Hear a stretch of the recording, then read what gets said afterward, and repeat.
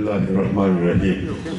ډېر عزتمندو قدرمنو د دې ډویژن سره او د هزارې ډویژن سره تعلق لرونکو زما وروڼو، عزتمندو کشرانو، همزولو او ورسره د میډیا ډېر ذمہوار کسانو، السلام علیکم.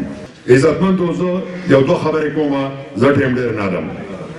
زموږ جګړه یوازې د جی ډي اے او د کی ډي اے کوهستان ډیولپمنٹ اتھارټي او ګلجاب ډیولپمنٹ اتھارټي د دې پورې محدود نه ده.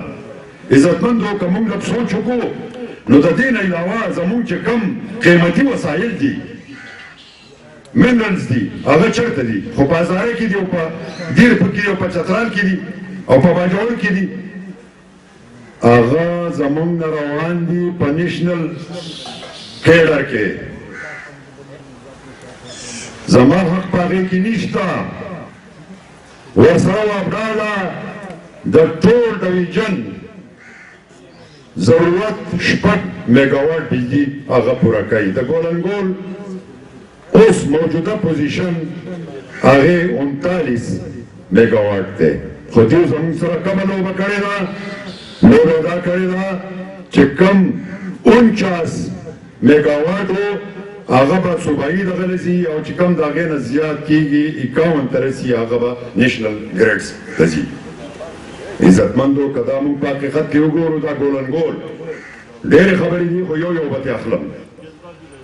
هغه اوس په دې وخت کې 39 پیدا کوي، خو دیو زیات کړی دی د دې لپاره چې دا نیشنل کیډر کې موږ شامل کړو. یو زیات یې نه دی چې موږ دا قبول کړو. د دې نه علاوه ټوبیکو دي چې هغه دلته په دې خاوره او د هزارې په خاوره باندې پیدا کېږي. د هغې دپاره یې ټوبیکو بورډ جوړ کړی دی. هغه ماله نه راکوي، هغه ځي هلته په نور دغه کې ماله څه راکوي چې هغه د هغه ذاتي شی دی، غنم دي، وریجې دي، هغه په خپل ذاتي دغه کې اچولي دي او زما هغې زمانه سرکاري کړي دي. دا کم ظلم دی چې هغه به مونږ شمارو، کم یو ظلم نه دی. دا ګوره په جړه او په خوب او په دې نه کېږي. ښه په نره، ښه په ایماندارۍ، ښه په اخلاص باندې، که هغه زما د هزارې رور دی، که هغه د دې ډویژن سره تعلق لرونکې مخصوص ضلعې یادې نه کړي، دا ټول به مونږ ښه په ایماندارۍ باندې عهد به کوو چې د دې حقوقو دپاره به مونږ را یو ځای کېږو. او حق چې دی، دا حق تاله څوک په جړه او په دغه نه درکوي، دا به د کومې نه راوباسي، هله به تا ته خپل حق میلاویږي.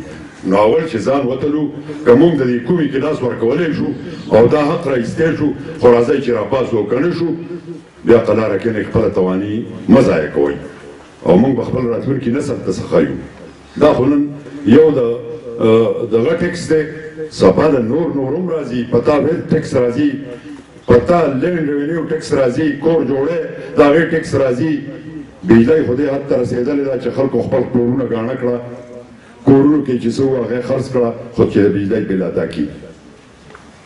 عزتمندو، ډېرې خبرې مو په زړه دي، خو دا زموږ اولنی ملاقات دی او زما دپاره ډېر د عزت او د فخر مقام دی چې زه یو ناچیز غوندې شی ستاسو مخې ته ودرېدم. انشاءالله چې دا به خپل منطقي انجام ته رسو او خپل راینده نسل ته به مونږ د پیغور یو خبره نه پرېږدو. ډېره مننه.